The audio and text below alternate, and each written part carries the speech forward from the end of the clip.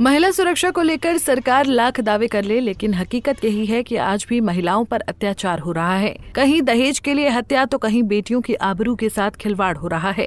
ऐसा ही एक मामला सामने आया है यूपी के गाजियाबाद से, जहां एक दिव्यांग बेटी के साथ सामूहिक दुष्कर्म जैसी घिनौनी वारदात को अंजाम दिया गया, जिससे आहत होकर दिव्यांग बेटी ने घर के कमरे में अपनी जान दे दी। बता दें कि 23 साल की लड़की गाजियाबाद की लोनी की रहने वाली है। पीड़िता अपने घर से बाहर निकली थी और रास्ता भटक गई। घर का रास्ता न मिलने पर उसने राहगीरों से मदद मांगी। इस दौरान उसने बाइक सवार से लोनी जाने का रास्ता पूछा, लेकिन मदद के बहाने आरोपी उसे अपनी बाइक पर बिठाकर निठौरा गांव के जंगल की ओर ले गया, जहां 3 युवकों ने लड़की के साथ सामूहिक दुष्कर्म किया। पीड़िता के पिता ने पुलिस को लिखित शिकायत देते हुए बताया कि उसकी बेटी को जंगल में ले जाकर 3 लोगों ने बारी बारी से दुष्कर्म किया। घटना के बाद युवती किसी तरह घर पहुंची और आप बीती बताई। इसके बाद परिवार तुरंत थाना लोनी पहुंचा और पुलिस को पूरे मामले की जानकारी दी। पुलिस ने परिजनों की शिकायत पर अज्ञात आरोपियों के खिलाफ गंभीर धाराओं में मुकदमा दर्ज कर लिया है और फिर आरोपियों की तलाश में जुट गई है। लेकिन अगले दिन सुबह पीड़िता का शव घर के कमरे में संदिग्ध अवस्था में मिला।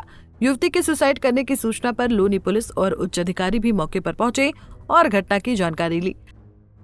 क्या घटना? ये 18 तारीख की रात में एक सूचना आई थी कि एक लड़की है जो मानसिक रूप से स्वस्थ नहीं है, जिसका इलाज भी चल रहा है और उसके साथ रेप की घटना हुई है।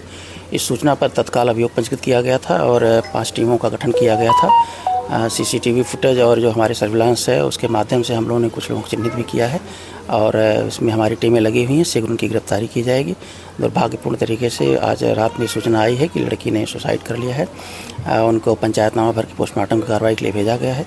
अन्य वैधानिक कार्रवाई सुनिश्चित की जा रही है। परिजन आरोप लगा रहे हैं कि पुलिस की जो कार्रवाई है उसमें देरी की गई है। देखिए, ऐसा है कि अब चूँकि अज्ञात मामला था तो इसलिए पुलिस तत्काल लगी हुई थी और जैसा मैंने बताया कि हमारे पास इसमें कुछ लीड हुई है और हमारी टीमें तत्काल सारे प्रयास कर रही हैं और हम लोग शीघ्र इसमें गिरफ्तारी भी करेंगे, अन्य वैधानिक कार्रवाई भी करेंगे। ठीक है। लड़की के पिता ने कहा कि पहले भी बेटी कई बार घर से चली गई थी और वो शाम तक या 2-3 घंटे बाद घर वापस आ जाती थी। कई बार घर आने में देरी हो जाने पर उसकी तलाश भी की गई। वो बोलने और सुनने में अक्षम थी और इशारों में ही अपनी बात बताती थी। खैर, मौत के बाद पुलिस और आसपास के लोग पूरी घटना पर संदेह जता रहे हैं। पुलिस किसी नजदीकी या परिवार पर ही हत्या की तरफ इशारा मानते हुए जांच कर रही है। बहरहाल, पुलिस के अनुसार पूरे मामले में गहनता से जांच की जा रही है। दुष्कर्म की घटना के जो आरोप लगाए गए थे उससे जुड़े साक्ष्य जुटाए जा रहे हैं। किन परिस्थितियों में पीड़िता ने जान दी है, इसे फॉरेंसिक टीम द्वारा भी देखा जा रहा है।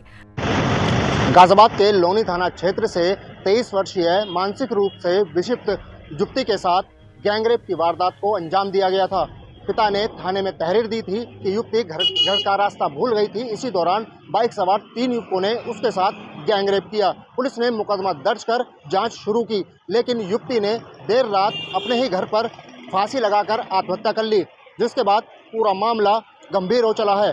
तमाम पुलिस अधिकारी थाना क्षेत्र में मौजूद हैं और युवती का पोस्टमार्टम कराया जा रहा है। अब देखने वाली बात ये होगी कि आरोपी कब तक पुलिस की गिरफ्त में आ पाते हैं। गाजियाबाद से आकाश गर्ग, पंजाब केसरी। हमसे जुड़े रहने के लिए हमारे YouTube चैनल को सब्सक्राइब करें और नई वीडियो की नोटिफिकेशन के लिए बेल आइकॉन को दबाएं।